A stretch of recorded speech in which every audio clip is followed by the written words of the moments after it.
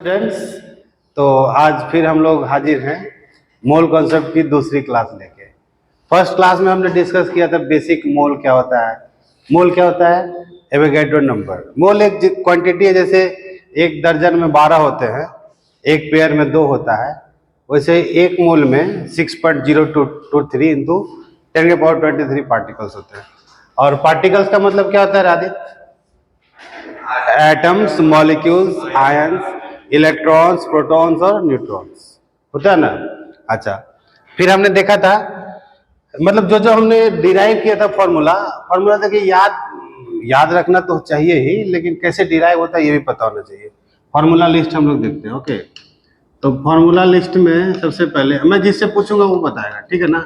Okay sir. आप अपना वो बंद कर दें, कॉपी किताब बंद कर दें। फॉर्मूला लिस्ट में जब when weight या मास इज गिवन, मतलब किसी पार्टिकल का वेट या मास दिया हो तो नंबर ऑफ मोल क्या होगा बताइए। एक मिनट, नंबर ऑफ मोल्स क्या होगा बताओ जिग्नेश, क्या होगा जब वेट गिवन हो तो?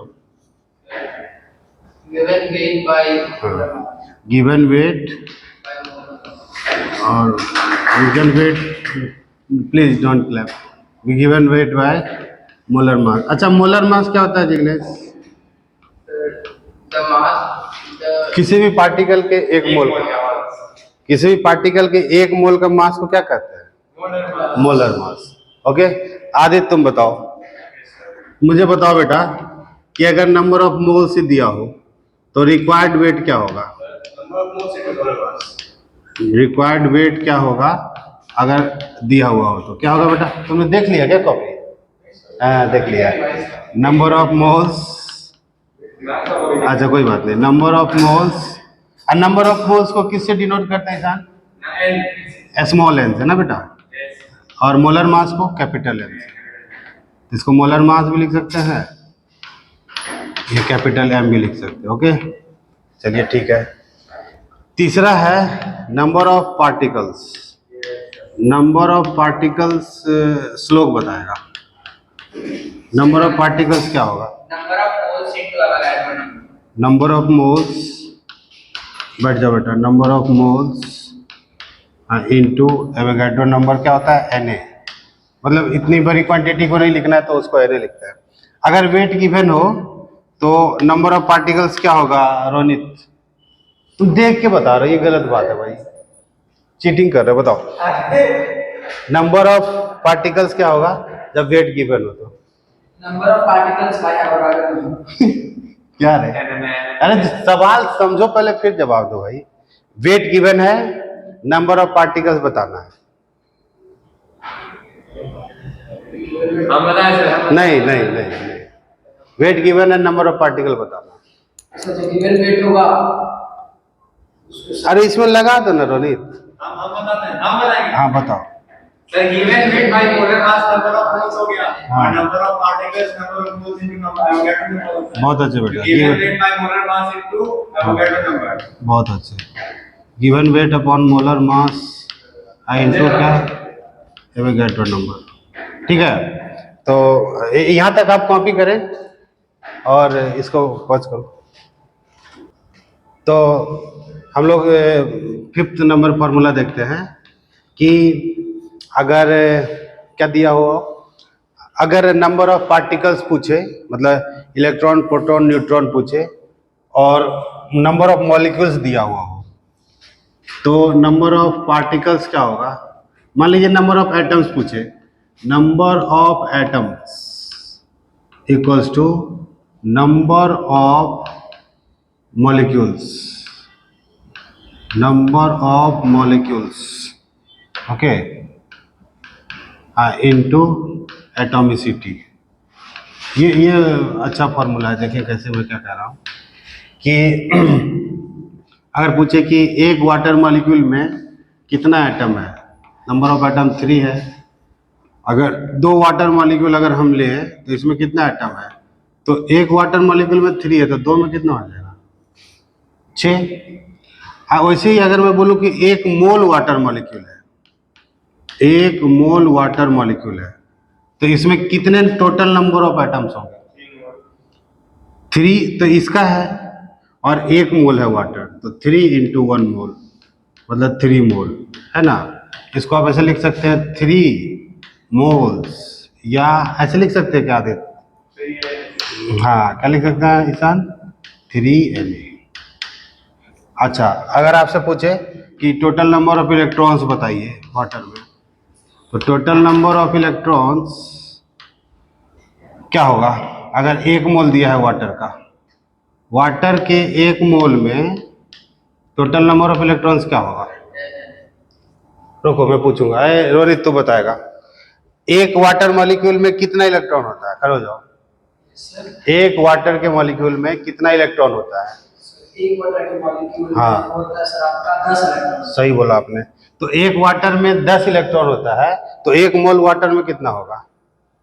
सर एक मोल वाटर में 10 into अगला नंबर 10Na होगा कि नहीं होगा? Yes. थैंक यू भाई। तो ये हो जाएगा 10Na। ठीक है, तुम बताओ श्लोक, खड़े हो जाओ। तुम बताओ एक वाटर मॉलिक्यूल में, नहीं, 1 मोल वाटर मॉलिक्यूल में कितना न्यूट्रॉन्स होगा? क्या? कैसे बताया? हाइड्रोजन का ऐसा कौन सा एलिमेंट है जिसमें न्यूट्रॉन नहीं होता? हाँ, तो आपने हाइड्रोजन को नहीं लिया, यही ना। तो क्या होगा आंसर? H2O। केवल ऑक्सीजन में 8 होगा, तो 1 मोल वाटर में 8 मोल ऑक्सीजन होगा। 1 मोल वाटर में 8 मोल ऑक्सीजन होगा। 1 मोल वाटर में 8 ऑक्सीजन। 8 मोल किसका होगा? ऑक्सीजन का या इलेक्ट्रॉन का? हाँ, सही सवाल है। 8 मोल ऑक्सीजन का होगा या इलेक्ट्रॉन का होगा? हाँ, गलत पूछ रहा हूँ क्या? नहीं, आप नहीं बताओगे, मतलब मैं गलत तो नहीं पूछ रहा ना, आप बताओ। नहीं, ऑप्शन नहीं दे रहा। 1 मोल वाटर है श्लोक, उसमें 8 मोल किसका होगा? ऑक्सीजन का या इलेक्ट्रॉन का? या प्रोटॉन का या न्यूट्रॉन का? कंफ्यूज हो गए। जिग्नेश तुम बताओ। हाँ जिग्नेश, दो जिग्नेश बताएगा। न्यूट्रॉन का, बहुत सही बताया। अरे एक वाटर में कितना, बैठ जाइए, एक वाटर मॉलिक्यूल में कितना न्यूट्रॉन होता है? 8 ही होता है ना। तो 8 मोल न्यूट्रॉन का होगा, 10 मोल इलेक्ट्रॉन का होगा, और 10 मोल प्रोटॉन का होगा, है कि नहीं? समझ रहे हो? 1 मोल वाटर मॉलिक्यूल में 10 मोल इलेक्ट्रॉन का, 10 मोल प्रोटॉन का, और 8 मोल न्यूट्रॉन का।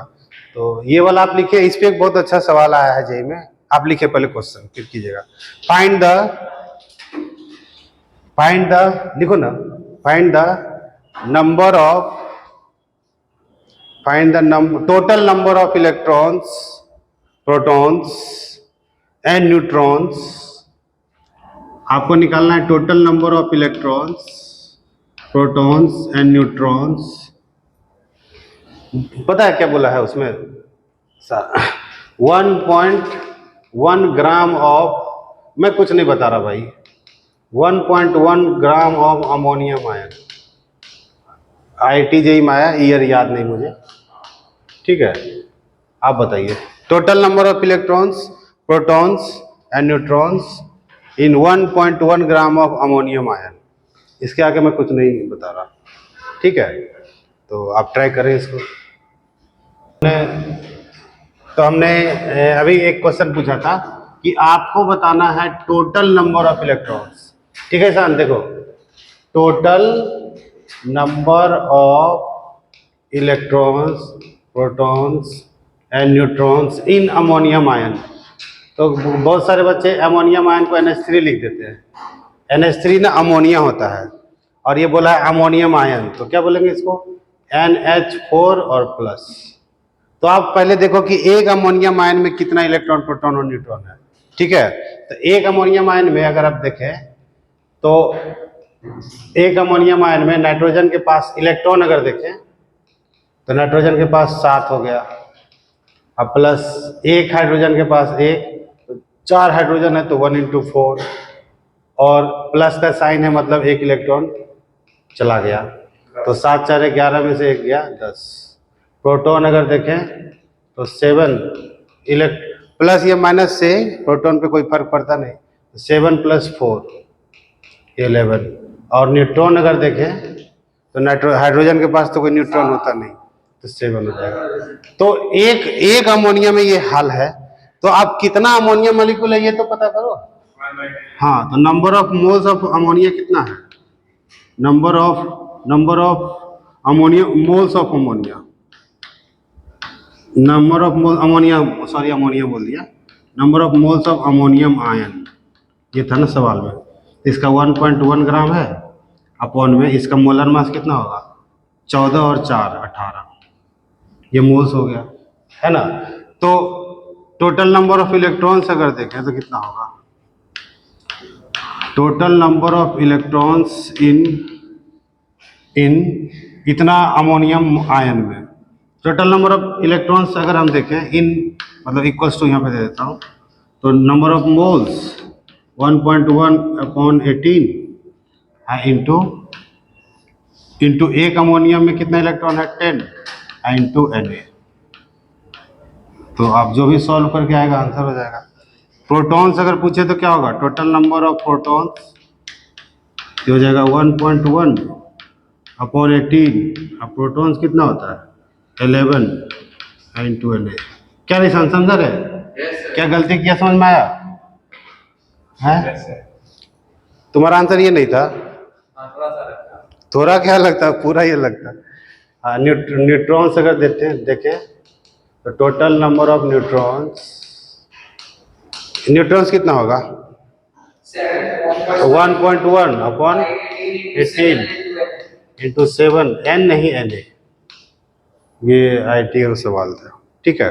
एक सवाल और हम लोग करते हैं इसी के टच पे, बोलिए सर। जैसे सर यहाँ पे सर टोटल नंबर ऑफ पहले इलेक्ट्रॉन आप निकाले, फिर प्रोटॉन निकाले, फिर न्यूट्रॉन निकाले, तो सर अगर हम वहाँ पे सीधा मोल्स के बाद सीधा पार्टिकल्स टोटल नंबर निकाल दें, हाँ आप फार्मूला लगा कर सकते हैं, ठीक है। एक पार्टिकल में देख लें कितना इलेक्ट्रॉन प्रोटॉन न्यूट्रॉन है, फिर उसका कितना मोल है उसको देख लें, आराम से हो जाएगा। Thank you sir. हाँ जी, इलेक्ट्रॉन होगा हाफ है, मतलब वो कैलकुलेट करके आप बता रहे हैं। हाँ मतलब इसी में आंसर दिया था, वो पूरा कैलकुलेट नहीं किया, ठीक है। तो एक सवाल और करते हैं, लिखे ये टोटल ये सेम सवाल है ना, एक और प्रैक्टिस करवाता हूँ। Total number of electron proton and neutron in 12 AMU of helium, 12 AMU of helium. पहुँच कर ये तो इस क्वेश्चन में सर हम लोग को यहाँ पे ये करना है कि सर हमने देखा कि यहाँ पे सर हीलियम का जो मास होता है वो 4 होता है, मास नंबर हमारा 4 होता है। तो अगर एक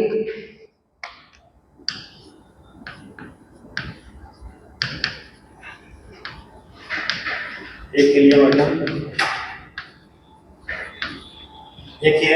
में क्या है 4 AMU मास होता है, तो सर 3 हीलियम एटम में हमारा 12 AMU मास नंबर होता है। उस हिसाब से सर देखे तो यहाँ पे 3, यहाँ पे 1, हमारा तब टोटल नंबर ऑफ क्या होता है टोटल नंबर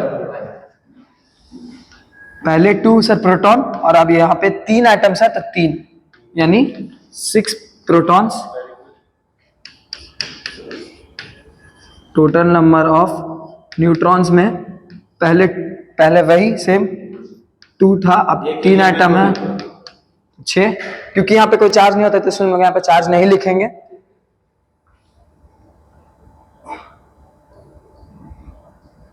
और टोटल नंबर ऑफ इलेक्ट्रॉन जो रहेगा हमारा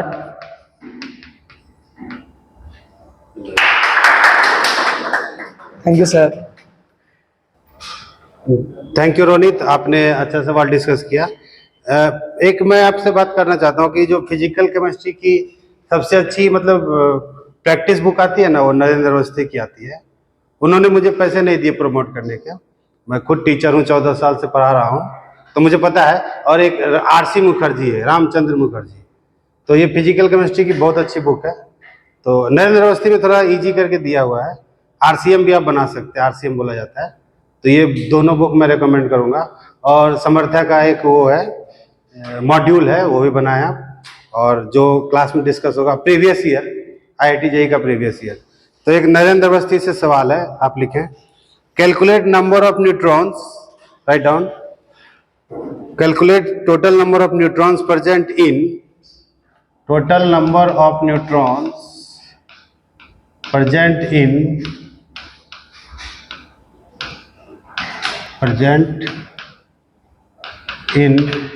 ये बोल रहा है 12 इंटू 10 के पावर 25 एटम्स ऑफ ऑक्सीजन, और ब्रैकेट में दिया हुआ है, जैसे क्वेश्चन लिखा है मैं लिख रहा हूँ, पहला ही क्वेश्चन है नरेंद्र अवस्थी का गिवन, और Na की वैल्यू आपको लेने को बोल रहा है, ये खुद बोल रहा है 6 इंटू 10 के पावर 23 लीजिए, मतलब डेसिमल वाला पॉइंट हटा दिया। तो ऑप्शन भी दिया हुआ है 1800, दूसरा दिया हुआ है 1600। अब प्लीज आप आंसर ना दें, मैं देख लूँगा आपका। ये 1800 Na है और ये 3200 Na है, ठीक है, आप बताएं। हाँ, तो देखो क्वेश्चन क्या है कि total number of neutrons present in 12 into 10 to the power 25। ठीक है, तो सबसे पहला हमारा स्टेप होना चाहिए ना कि हम लोग इसको थोड़ा सा Na के फॉर्म में कन्वर्ट कर दे, क्योंकि हम लोग मोल कंसेप्ट पढ़ा है, तो भाई मोल के टर्म में कन्वर्ट करके थोड़ा इजी रहेगा बनाना, ठीक है, क्योंकि इतना एक्सपोनेंट्स कवर करना बहुत टफ हो जाता है। तो नंबर ऑफ मोल्स निकालते हैं, छोटे एन से डिनोट करते हैं, तो छोटे एन से करेंगे तो अब 12 into 10 to the power 25 by 6 into 10 to the power 3, है ना। ये मैंने लगाया कि number of particles by Avogadro number, तो 6 इंटू 10 टू द पावर 23। तो अब इसको क्योंकि यहाँ पे ऑलरेडी क्वेश्चन में दिया हुआ है कि इतना लेना है, राइट। हाँ, तो ये 1 से ये 2 और ये हो जाएगा, तो ये हो जाएगा 200 मोल्स। तो हमारे पास 200 मोल्स न्यूट्रॉन है। अच्छा, अब देखिए यहाँ पे ये ऑक्सीजन थोड़ा सा अलग है, यहीं पे आप गड़बड़ी करके आंसर कुछ और गलत दे देंगे। तो अब देखिए वो निकालते हैं कैसे। तो देखिए ऑक्सीजन हमारे पास है 17, 8, हम लोग को पता है 17 क्या है, 17 यहाँ पे मास नंबर है और 8 यहाँ पे आपका एटॉमिक नंबर है। अब न्यूट्रॉन कैसे निकालेंगे, हम लोग को पता है न्यूट्रॉन जो होता है वो ये जो ऊपर मास नंबर होता है उसमें से एटॉमिक नंबर घटाने के बराबर होता है। तो 17 माइनस 8 कर देंगे तो 11 आ जाएगा। तो बस हाँ सॉरी 9 आएगा, सॉरी। तो 9 न्यूट्रॉन आ गया। अब देखिए एक ऑक्सीजन में 9 न्यूट्रॉन है, तो हाँ, तो 200 मोल ऑक्सीजन में 200 इंटू 9 न्यूट्रॉन होगा, 200 मोल इंटू 9 न्यूट्रॉन। तो 200 मोल को Na लिख देते हैं, इंटू 9 कर देते हैं, तो 1800 Na आ जाएगा। तो 1800 Na हमारा आंसर हो गया। ऑप्शन नंबर है हमारा सी। तो अब ये IIT JEE का प्रीवियस ईयर का क्वेश्चन है, ये बच्चे बोल रहे हैं उस स्थिति में आ गए हैं ये सवाल बना सके, प्लीज राइट डाउन। ये JEE मेन 2014 में आया। The ratio of masses of oxygen and nitrogen, पूरा सवाल लिखो तो पता चलेगा। Oxygen and nitrogen in a, I repeat, the ratio of